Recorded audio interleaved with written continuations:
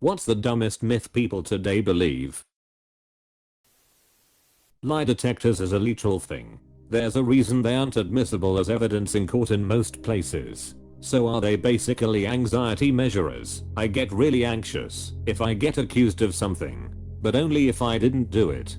Took one for a job. Never done any drugs a day in my life. Was super nervous because I really wanted the job. Was off the charts on the drug questions according to the proctor, and that's how I found out they don't work, lol. My dad had this guy helping him out, think big box store DIY curb ready helper, who told him, if you sleep with your hair wet, you will bleed out of your mouth. And he was 110% sure that was fact. We were both just confused and bewildered at this statement. What the hell had this guy witnessed? Completely unrelated. But I had somebody tell me that it was really windy the other day because there was a meteor that passed close to Earth.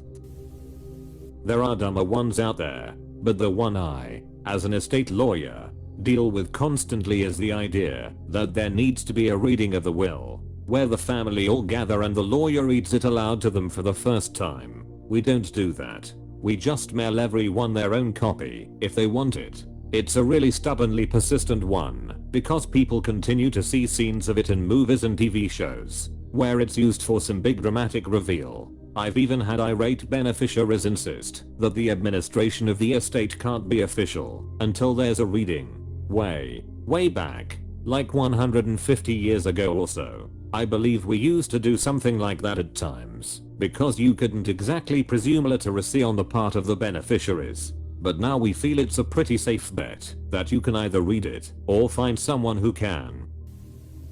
If you drop a penny off a skyscraper, it will eventually fall fast enough to puncture someone's skull. By that logic, raindrops would hurt like a bee or straight up kill you. Not to mention hail. I've met people who think terminal velocity is the speed at which point an object can kill you.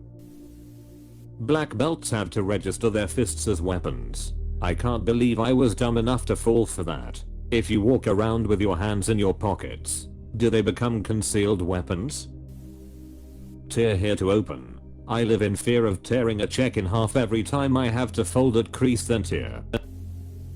Detox drinks. Used to work somewhere that sold juice cleanses. 1. Your body does not need something to cleanse its liver and kidneys like that. Your liver and kidneys are the cleansers. If anything, you're just giving them a break by laying off alcohol and cheeseburgers. 2. You only feel better cause for a couple days you're actually getting some vitamins into your system for once and aren't eating steaming piles of acid every meal. It's not the presence of the juice, it's the absence of the other S. 3. The fruit juices portion are just sugary and tasty. Of course they feel good. It is believed in Indian culture that keeping your unibrow means good luck. I kept my unibrow for 20 years thinking it is my good luck, until I got stage 5 of kidney failure and I did my eyebrows after that, because who gives a ref about luck anymore? Now my eyebrows look cute AF. It is believed in Indian culture that keeping your unibrow means good luck. Indian culture. And I think most old cultures tbh have this thing, where they take something that is usually seen as a negative in society and try to spin it as a good luck or fortune thing to make everyone accept it. Like massive foreheads mean intelligence. I can't think of others now, but there are plenty. I guess back in the day it helped those that would otherwise be ostracized or bullied get accepted. That you eat spiders in your sleep. Spider will not knowingly walk into a predator's mouth. They can sense both the heartbeat, heat and noise from humans. All things that would alert them not to go into our mouth. I kinda needs this to be true. I blame my weight on the copious amounts of spiders I'm ingesting every night. We found spiders gearg. I remember the myth that gum takes 7 years to fully pass through your digestive system. That takes me back to being 5 years old again. I think that was just a mom tactic to keep you from constantly swallowing your gum. While I never ended up doing it because I didn't like the texture enough to swallow, I was a must cut pills kid. This warning only made me want to test it out for science. When I had cancer a few years back and was doing chemotherapy, I had people who constantly questioned that I actually had cancer due to the fact that my hair didn't fall out until I was actually in remission. Had been off chemo for about 2 to 3 weeks when my hair started gradually thinning and falling out. It's a complete myth that every single person's hair will have the same reaction to chemo. Some people lose hair right away, some don't. Everybody is different. There were people who accused my wife of lying about her lymphoma because she didn't look sick. Not sure if this fits here exactly, but the McDonald's hot coffee lawsuit being a frivolous case filed by a money-hungry customer. That poor lady was a real victim who suffered legitimate injuries who only wanted her medical costs covered. I would never call that a myth. I would call that a hatchet job, conspiracy, plot, media manipulation, character assassination, whatever you want. But you're correct. That poor lady was done so dirty by McDonald's after the lawsuit. That Einstein failed his grade school math class. It was the subject of a Ripley's Believe It or Not column in 1935 and Einstein himself refuted the article. In primary school he had been at the top of class, and by 15 he had mastered differential and integral calculus. If I recall correctly, it had to do with him moving between schools, and one graded students from 1 to 6 and the other graded in the reverse, from 6 to 1. So someone at some point mixed something up and thought Einstein failed class, even though in reality he had a perfect grade. At some point, a viral video allegedly proved that the beg buttons at crosswalks are just placebos. Some of them are, but most of them really do add a cycle for pedestrians to get a walk signal. You should use them regardless. In New York City they are placebos. The lights are either controlled by simple timing logic or by to limit traffic congestion. Out in the suburbs, they actually work.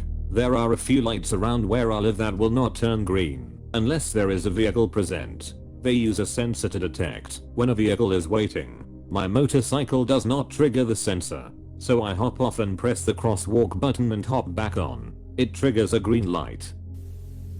Headlights off at night is a gangbanger initiation rite. So, don't flash your lights at them. I read this as people driving around looking for gangbangs. Well, how else are you supposed to find one? You join a bang gang. To get the approximate location of the gangbang, you gotta then flash your lights to zero in on the place. That magnetic jewelry / healing will cure just about anything. A dude named Mesmer the 1780 came up with the idea, and it have been debunked many times, yet it's still a billion-dollar industry. Fun fact, the word mesmerized is related to him. I've got to constantly tell people that my cool magnetic bracelet isn't for healing or anything. I'm a seamstress, and it holds my pins. But that always gets forgotten about because, did you know those can align your spiritual energies? Like, aligning my pins and needles isn't cool enough. That humans only use 10% of their brain. This is false. Regardless of how those who proclaim this myth seemingly demonstrate that it is in fact true. I had a health teacher in school who told us once it's probably okay to actually drink during pregnancy because chances are the brain damage will happen to the 90% of the brain humans don't use. So it won't have any effect on the baby. He proved this by talking about some woman he knew who drank during pregnancy, and one of her sons is a student in the gifted program, and the other one is an idiot. The gifted student got lucky and got brain damage to the unused 90%. Just WTF. There are still people who believe that having sex in certain positions or eating certain foods can influence the sex of your unborn child or impact whether you have twin/multiples. Look, if Sims has taught me anything, it's that carrots and alt music get you a boy, strawberries and pop music gets you a girl, pregnancy lasts 3 days, labor takes hours, and babies spawn their own bassinets. As someone still playing Sims 3, it's apples for a boy and watermelon for a girl, and it's clearly a myth that being at a hospital is better than just dropping it in the living room after a few minutes of grumbling.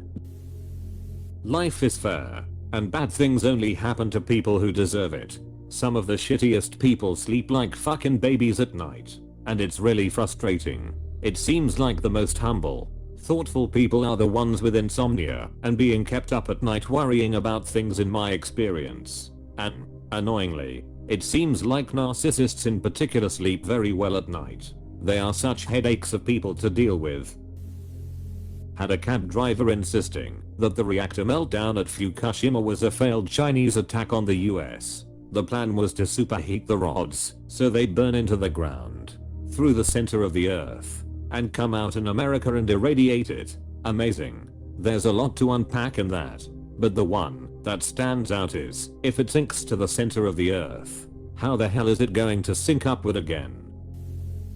That shaving makes your hair grow back thicker. My 37-year-old partner still believes this, and it does my nuttin'. My mom laid this on me thick when I started asking her if I could shave my legs. She made me think that once you shave, you can't go back to not shaving, or you'll turn into Sasquatch. This was the 90s with information readily available. WTF made her think that is beyond me. Joke's on you, Mom. I don't shave from November to April every year and my leg hair is the least weird thing about me. Thank you. My mom told me this too. I remember the first time I shaved my legs she lost her ass. Do you realize that you have changed your body forever? You can never stop shaving now.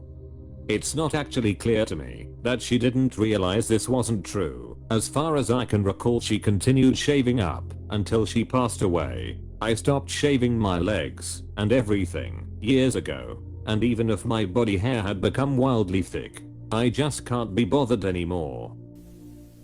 That people's hands are eventually gonna be useless if they keep cracking their knuckles. Many people still believe hymens are like plastic food seals that cover up the hole and get popped when you have sex for the first time. And if a girl doesn't bleed, she's not a virgin. Yep, it's a dumb one. It's just a thin piece of tissue. It can tear from things that aren't sex, and can heal as well. And some women just never had one. So you can have a woman who's a virgin whose hymen has been torn, and a woman who's taken a break from having almost daily sex whose hymen is entirely intact. Oh, I don't want to raise/make more money, because then I'll lose more money to taxes and take home less. You only get taxed on the money that's made above your current bracket. It's literally impossible to make more money and take home less. My tax law professor's response to this was, okay, fine. Give me the money and I'll pay the taxes on it. Apostrophe. Halloween candy is commonly laced with drugs or razor blades. No one, and I mean no one, is giving their drugs to your 8-year-old for free. I still believe that if any of my limbs hang off the bed while sleeping that a monster will grab them. I also believe that the moment I remember this and pull them back on the bed is just in the nick of time before a monster grabs them. You can't prove there isn't a monster under my bed. I think you've misinterpreted the opus. What you listed is just a fact. Imagine if it were a myth. Why would humans have evolved that fear?